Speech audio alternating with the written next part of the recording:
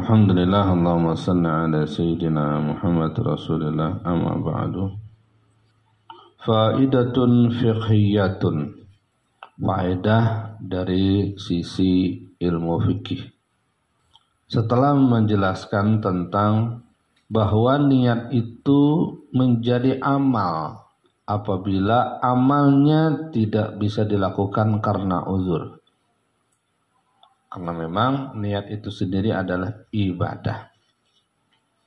Sehingga dikatakan niyatul mu'min khairun min amalih. Tapi semata-mata mempermainkan niat tapi tidak bertujuan untuk mengamalkannya, maka itu tentunya zero, kosong, dan bukan untuk itu dikatakan niyatul mu'min khairun min amalih. Sudah jelas? Baru kita masuk faidatun fiqhiyatun. Al-munqati'u 'anil jama'ati li'udhrin min a'dzariha idza kanat niyyatuhu huduraha laulal 'udhru. Yang pasti dari kesimpulan para jamaah ulama, seseorang itu mendapatkan pahala ketika dia berniat lalu tidak bisa mengamalkannya li'uzrin, harus karena ada alasan min a'zariha, dari alasan-alasan syariat yang diterima. Idza kanat niyatuhu huduraha, apabila niatnya seumpama untuk menghadirinya. Laulal uzru, apabila tidak ada uzur. Yahsulu lahu sawabuha, barulah dia dapat pahala. Kamakhtarahu fil kifayah, begitu disebut oleh ulama dalam kitab Al-Kifayah. Maksudnya kitab Kifayatut Tanbih fi Syarhit Tanbih, buah karya Imam Al-Faqih Najmuddin Ahmad bin Muhammad bin Ali, atau yang dikenal dengan disebut Ibnu Rif'ah. Beliau wafat di tahun 710 Hijriah, rahmatullah alaih wa nafa'ana bi'ulumih. Wa naqalahu 'anit takhlis, begitu pula tentang hal ini dinukil dari kitab At-Takhlis, buah karya Lirruyani. Qala fil muhimmat, begitu juga itu kata beliau ada dalam kitab Al-Muhimmat. Siapa Al-Muhimmat? Buah karya Imam Jamaluddin Abdurrahim bin Hasan Al-Isnawi. Beliau wafat 772 Hijriah, rahmatullah alaih, rahmatul abrar wa nafa'ana bi'ulumih. Wa naqalahu, juga beliau nukil dari kitab Fil Bahri Anal Qaffal wartadahu, semoga Allah Subhanahu wa taala meridai beliau. Wa jazama bihil Mawardi, begitu juga memantapkan tentang hal ini Imam Al-Mawardi dalam kitabnya Al-Hawi, wal Ghazali fil Khulasah, dan Imam Ghazali menulis dalam kitab Al-Khulasah, qala huwal haqqu, yang benar ini. Nah, jadi niat itu jadi dapat pahalanya apabila memang betul-betul bila dia memiliki, dia memberikan atau melakukan. Gitu.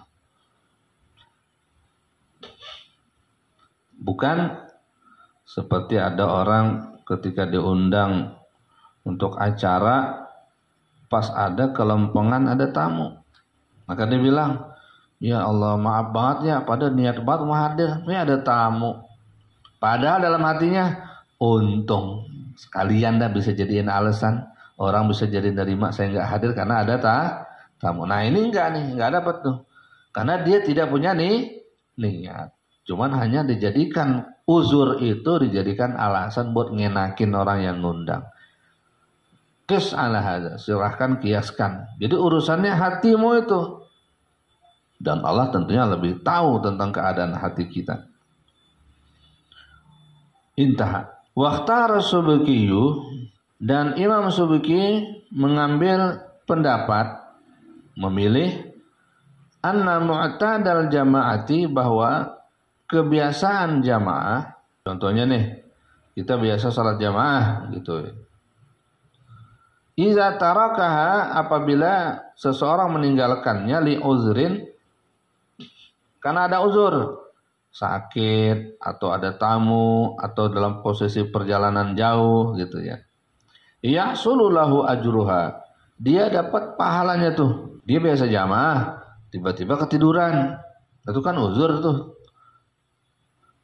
Kalau dia nggak tidur pasti bangun jamaah gitu. Atau kalau dia nggak sakit pasti jamaah.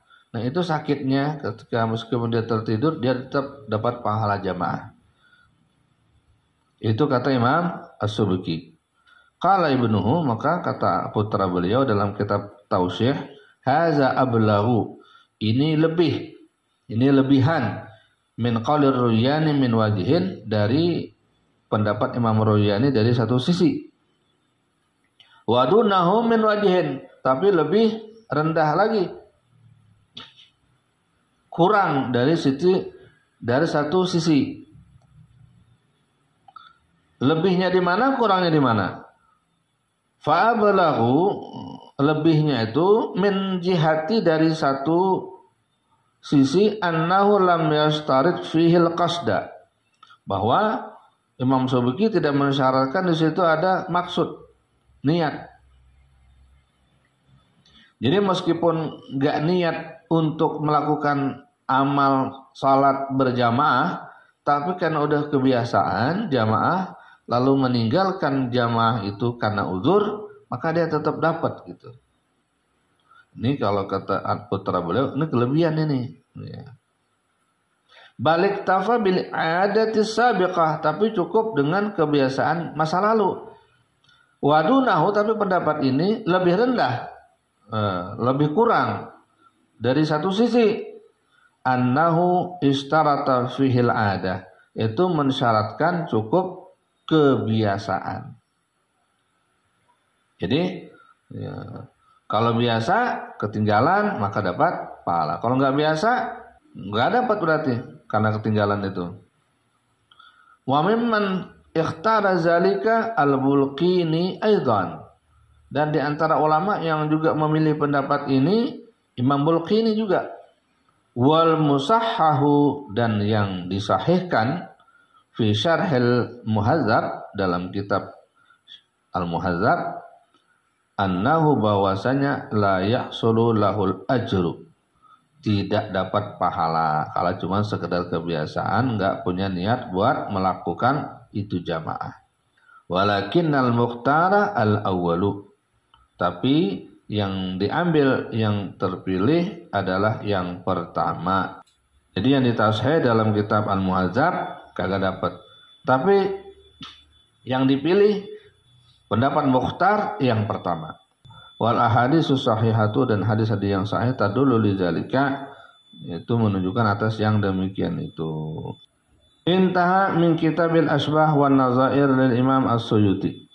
Terus yu'akhazul insanu ala su'i qasdihi wa khubthi niyatihi. Seseorang akan disiksa, akan dihukum dengan jeleknya tujuannya dan jeleknya niatnya. Untuk membuktikan jujur tali itu, ada riwayat dari Abu Bakrah radhiyallahu anhu, anna Nabiy sallallahu alaihi wasallam qala, "Idzal taqal muslimani bisayfaihima."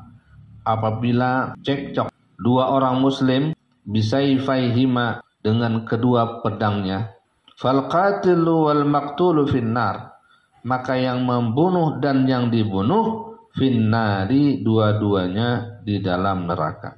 Apa tuh? Carok ya. Carok apa? Oh, carok. Yang mati masuk neraka, yang hidup juga masuk neraka. Yang dibunuh dan yang membunuh masuk neraka. Enggak setuju. Ya, dulu sahabat juga begitu. Qulna, para sahabat berkata, "Ya Rasulullah, hadzal qatil, ini yang membunuh masuk neraka, ya kita masih nerima gitu. Fama balul maktul, lalu kenapa kok yang dibunuh malah masuk neraka juga? Kan dia terzolimi." Qala, maka Nabi menjawab sallallahu alaihi wasallam, "Innahu kana harisan ala qatli sahibihi." Kenapa ini yang terbunuh juga masuk neraka? Karena harisan, karena dia beranimo, pengen banget, dia bertujuan ala qatli sahibihi, atas membunuh lawannya. Sahib itu teman berantemnya. Jadi wah, harga diri nih main bunuh-bunuhan, perang dah kita berdua. Nggak boleh.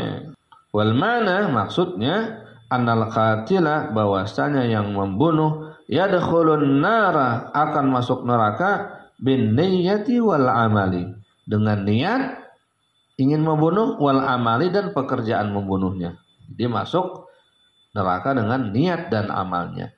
Wal maqtulu, sedangkan yang dibunuh yadkhuluha, masuk ke neraka bin niyyati faqat, dengan niat saja. Dia keduluan kebunuh dia. Bi khilafi ma iza taslama ahaduhuma faqatalahul akhar. Beda lagi kasusnya iza taslama ahaduhuma, apabila satunya nyerah aja, enggak beranimo, faqatalahul akharu, lalu dibunuh oleh yang lain. Bang, sabar bang, itu turunin tuh pedangnya, turunin. Enggak boleh bang, enggak boleh. Enggak, saya ngalah aja dah. Enggak bisa. Kalau sudah pedang terhunus, haram untuk masuk ke sarungnya lagi sebelum ketemu mangsanya. Wah, nggak boleh itu. Nah, kalau ini yang terbunuh, maka dia tidak mengapa, tetap diampuni, tetap surga, karena dia tidak berniat. Seperti mana peristiwa Qabil dan Habil. Awalam yakun qasdul maktuli, atau bisa jadi juga tidak berniat untuk membunuh. Lam yakun qasdul maktul, tidak berniat untuk ngebunuh orang yang dibunuh tadi itu. Illa daf'a an nafsihi, kecuali hanya sekedar membela diri. Saya mau dikasih 300 triliun meskipun kudu korup dulu, nyolong dulu. Kalau cuman hukumannya 6,5 tahun, dapat dosanya nyolong 300 triliun. Padahal nggak dapat apa-apa di dunianya. Kenapa? Khubus niyatih, jelek dia punya niat. Wa fihi aidan min hadisi Maimun al-Qurdi an abihi qala sami'tu Rasulullah sallallahu alaihi wasallam yaqul ayyuma rajulin, siapapun laki-lakinya, tazawwaja imra'atan, bila telah menikahi seorang wanita, ala ma qalla minal mahri, atas kurang dari mahar yang sudah ditentukan, au kasura laisa fi nafsihi, atau banyak maharnya tapi bukan pada dirinya, ayu addiya ilaiha haqqaha, harus dia menunaikan kepada istrinya haknya, khada'aha, yang dia tipu, 5 gram, dibayar cuman 4 gram.